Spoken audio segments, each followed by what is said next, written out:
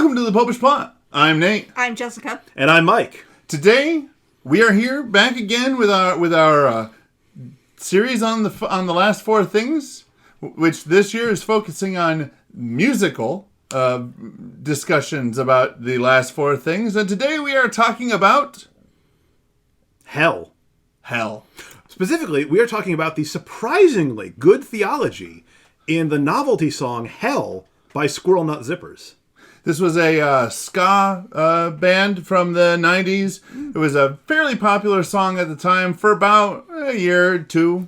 It's very catchy. It's very catchy. It's very catchy.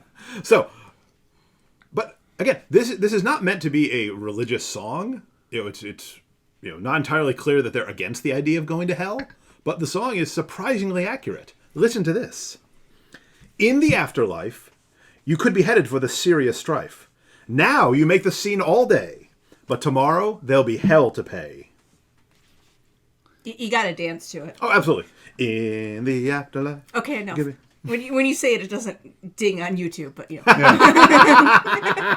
As soon as you start singing it, no, we don't want to get. But it makes a very good point. Just because everything is going your way here doesn't mean that everything is going to always be going your way on when you get to the other side. In fact, if things are always going your way and your life is always super easy, that should be a fairly good warning that you're not headed the right direction. Yeah, I believe there was Jesus actually did a parable where it discussed that. The one about the rich man and Lazarus, because when he gets to hell and he's like, please, can't you send Lazarus to do something to make my suffering a little less bad? Abraham even goes and says to him, in life you had Everything. You had many all good the comforts. graces. Yes, all the comforts. While Lazarus had none. An interesting little side topic. I was listening to somebody talk on that passage, and they pointed out how the rich man's first thought was, can't you make Lazarus do something for me? Lazarus was still just an instrument to him. Oh, I mean, it's a very rich parable. It is. Although, arguably not a parable. But that's a topic for another time. Yes. People listen attentively. I mean about future calamity. I used to think the idea was obsolete until I heard the old man stamping his feet. Ooh. I'm guessing the old man in this case is one of the millions of names that people use, so they don't say the devil because apparently that's a thing. Precisely. Old Scratch. Old Nick. Well, and people, listen attentively. I mean about future calamity. Everything seems like it's going fine now, but there are consequences. We've already discussed death and judgment. And some people, after they are judged, based on the fact that they've consciously chosen to separate themselves from God and the things of God, will be granted their heart's desire, eternal separation from God. Yeah, that is one thing which I feel in the wider world view it tends to get overlooked. Everybody sees it as some place that you get sent because you were bad. No, you choose it. You choose it. The lock on the gates to hell, it opens from the inside. Beauty, talent, fame, money, refinement, top skill, and brain. But all the things you try to hide will be revealed on the other side.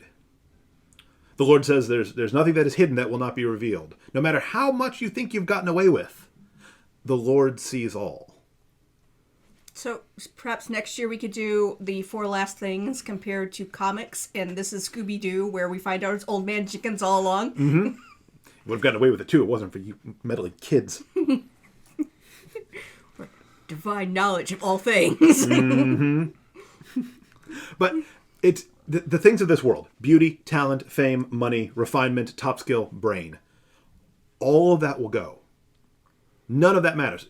St. Paul writes about how God deliberately chooses the weak so that when they succeed, there can be no mistaking the fact that the glory belongs to him, not to what their own skills and talents.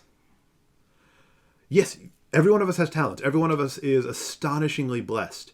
Those are all gifts from God, and they are to be used for his glory. If we use them for our glory, but all the things you try to hide will be revealed on the other side.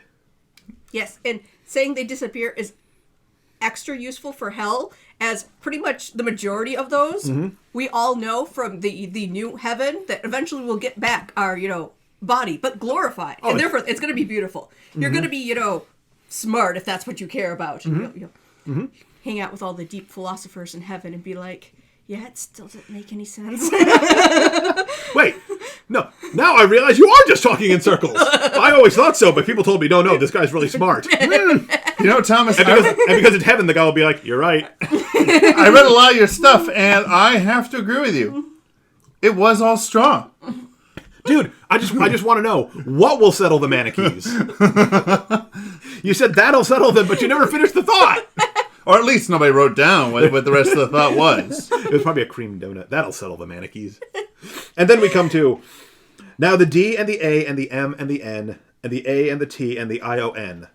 Lose your face, lose your name, then get suited for a suit of flames.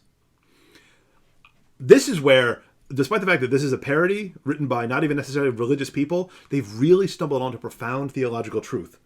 Lose your face, lose your name. The glory of God is man fully alive. We see from the Lord's encounters with the demons, they're becoming unpersons.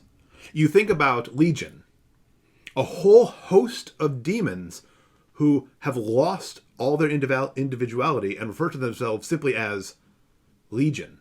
There are other instances where he's dealing with a single demon, but it still says, we know who you are. Yeah. Lose your face, lose your name. Demons are the Borg. Well, and Kind of. It kind of, and it also, you could also go and tie in the fact that to truly know God would be to truly also know yourself.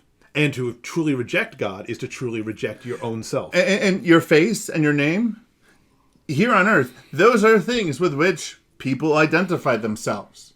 So if they are choosing that separation, they're not just choosing a separation. A person going to hell is not just choosing separation from God. That is the biggest and most important part of it. But they're also choosing a separation from all the things which God is perfectly. So, perfect truth, perfect love, Perfect beauty. all these things, they're gone because you've separated yourself off from the source. Here we can see, even in some of the worst things, it is possible to see beauty and truth. But in hell, that is because we have at least a partial connection with God here. Yeah. Now we see partially. Exactly. But when we go in hell, there is absolute perfect separation. So all those things are gone, and all the other stuff that's left over is all that exists there. Don't lose your face. Don't lose your name. Getting fitted for a suit of flame, that's bad enough. But losing who you are, the only thing worse than that is losing who God is. And that's what damnation really is. So, shockingly accurate theology from Squirrel Nut Zippers. Yeah. In spelling. Well, who doesn't love spelling out damnation? And Now the that D you and the mention A it, and the I M kind and of the enjoy N. it. I can't What? spell. It's a really, really fun song. You're good at many, many other things. So for those of you who might want to go see it, we'll put a link to a video to a video down in the description below. Where there's lots of dancing and, some inappropriate images, so you may not want to show it to your kids. Again, these are not believers. They've stumbled onto the truth. But nonetheless, while you're down there, make sure to leave a comment along there about maybe a song you would like us to talk about, the good or the bad theology of. A depiction of hell that you find really instructive, either positively or negatively. I'm a big fan of the robot devil from Futurama. Also, go and hit the comment button, the like button, the subscribe button, the bell right next to it so you get notified when new episodes come out. Which this Lent is much more frequently than we originally intended. And until next time, remember to live your faith. Love your faith. Share that love.